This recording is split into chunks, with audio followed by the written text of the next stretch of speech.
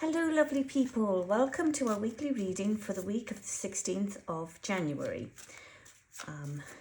I hope you've all had a good week and I'm a little bit intrigued to know how you all got on with last week's reading. Did any of you experience any kind of little or large tower moment?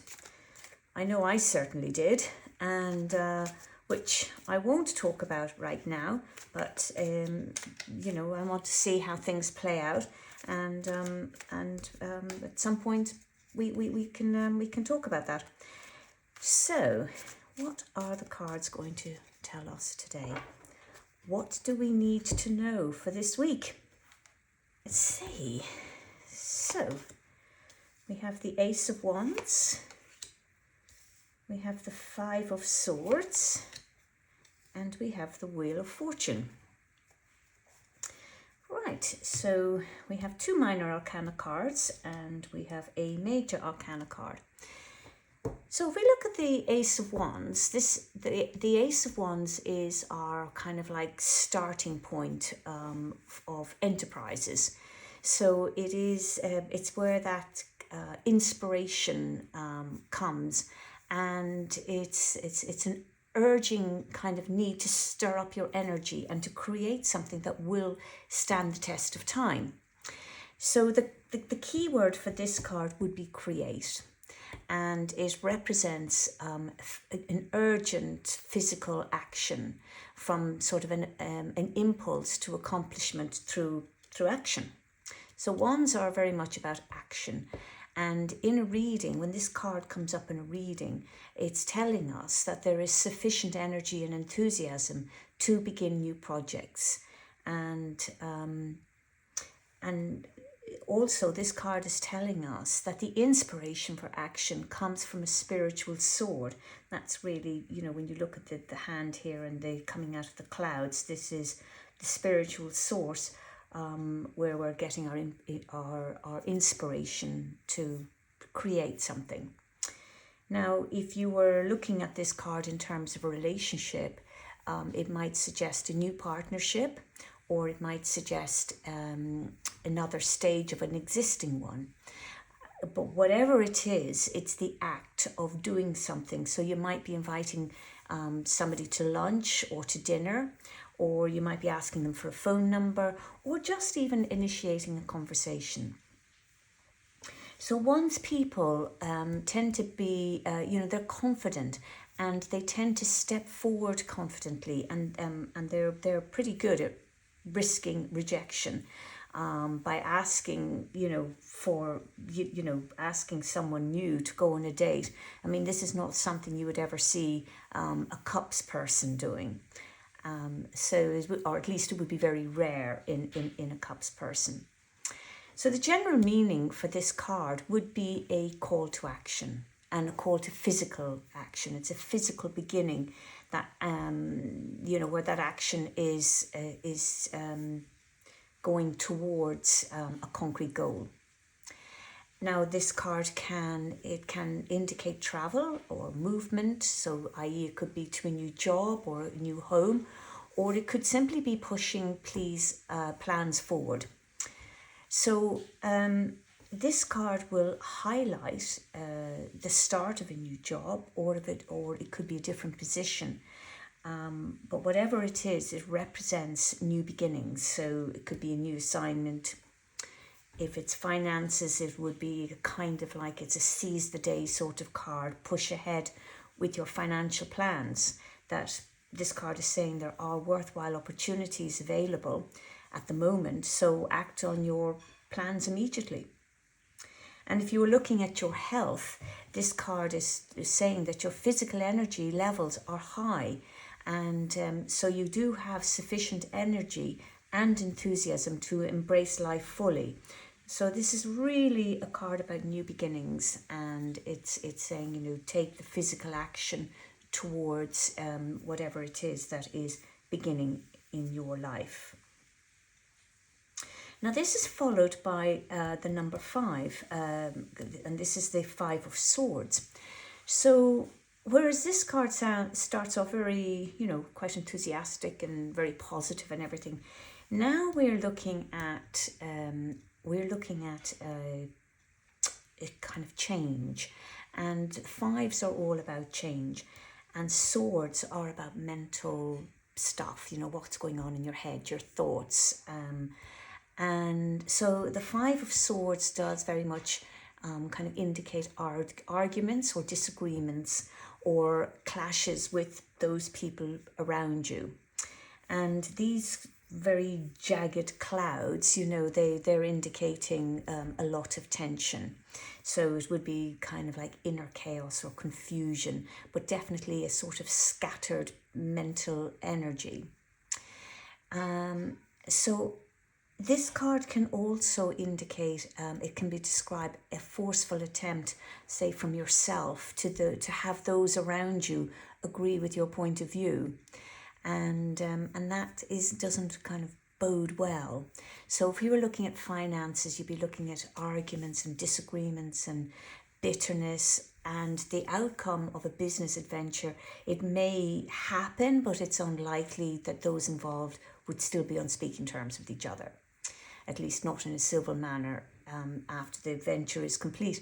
So we're looking at sort of blame and recriminations and resentments, and as a possible outcome here, if you insist on pursuing your intended course of action without taking into consideration other people's points of view or other people's needs. So this is a card that also represents the mental acceptance of transformation. So swords people, they like to know what's happening and why. So they need to understand things. And once they know what's going on, they can then scan the environment for opportunities or for threats or simply options. So if they don't have a reasonable understanding of why change is occurring, then they're very likely going to oppose it, as most people will. If we don't understand stuff, then we will resist it. And this resistance will show up as arguments or verbal strife, and it will result in a separation. So maybe you might quit a job, or there might be the end of a relationship or a friendship. So it's very much there's a lot to be kind of looked at in this card and to consider. So you might have health issues with this card, which would be related to tension and stress. So with this card, it's saying that, change will occur through words, and likely the argument could be won, but the long-term peace is sacrificed. So conflict, it's a reminder that conflict isn't usually resolved through force, but rather by skillful negotiations and acknowledging the different needs of those people around you. So it's not a bad card, but it's definitely a card to say, look, something is going to start here, take some physical action. And this card is saying, but don't force it, don't force your road on those around you. You need to take other people into consideration. Now, this brings us on to the Wheel of Fortune. And so the Wheel of Fortune is one of sort of several change cards in the tarot. And so some of the other cards would be, say, the High Priestess. And the High Priestess is about unseen change. And then we have the Death card, which is about transformative change. And we have the Tower, which is about sudden change. And this is the Tower, as you remember, is a card that came up for last week. And then the Moon is about cyclical change. So the Wheel is about change of position, and it arises from what has passed before. So if it indicates a reversal of fortune. So it can be a cautionary card if one is at the top or on the up, and a hopeful card for someone that's on the way down. So the Wheel of Fortune represents the circle of life, which involves constant motion. And so when this card comes up, it's saying like if you're going through a sort of low energy cycle, it's really beneficial to reflect on past actions and see what you can learn from those. And if you're on a high energy phase, then it's better to act on prospects, as careers or social or creative opportunities are often, more plentiful. So it really depends on where your life is about, where this wheel is going to turn. And the wheel is pretty much about unpredictable events, and they can be both fortunate and unfortunate. So, and they can occur with a sort of seemingly randomness, leaving you feel as if you have no control over them. So the thing is that we have to remember is that chaotic and unplanned things do happen in life. It is all part of the circle of life, the cycle of life. Now, the rim here on the outside of the wheel, the outside of the wheel, the rim, represents the external world with all its chaotic unpredictability. And the center represents your center. It represents the seat of your best self.